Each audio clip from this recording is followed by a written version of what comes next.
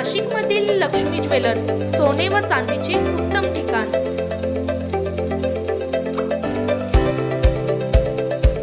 ताज्या बातम्या बघण्यासाठी स्टार लोकशक्ती न्यूज चॅनलला सबस्क्राइब करा आणि बेल आयकॉनला प्रेस करा।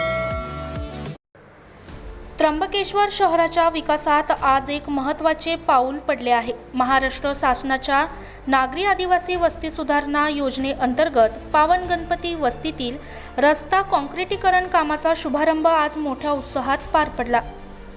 त्र्यंबकेश्वर नगर परिषदेच्या वतीने आयोजित या विशेष सोहळ्यात इगतपुरी त्र्यंबकेश्वर विधानसभा क्षेत्राचे लोकप्रिय आमदार हिरामण खोसकर यांच्या शुभहस्ते भूमिपूजन संपन्न झाले। 89,48,000 रुपयांच्या निधीतून हे काँक्रिटीकरणाचे काम पूर्ण होणार असून यामुळे वस्तीतील नागरिकांचा प्रवासाचा आणि दळणवळणाचा प्रश्न सुटणार आहे। या प्रसंगी नगराध्यक्ष त्रिवेणीताई तुंगार सोनवणे यांची प्रमुख उपस्थिती होती।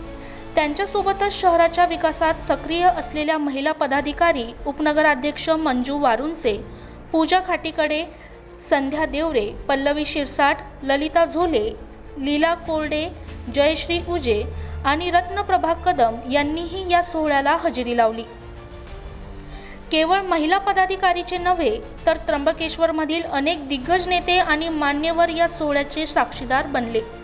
यामध्ये माजी नगराध्यक्ष रवींद्र सोनवणे, प्रवीण शिरसाट, विलास मामा देवरे, सागर उजे, समाधान बोडके, बहिरू मुळाने, नवनाथ कोठुळे, जयराम मोंढे, विलास आचारी, विजय वायकांडे यांच्यासह परिसरातील नागरिक मोठ्या संख्येने उपस्थित होते।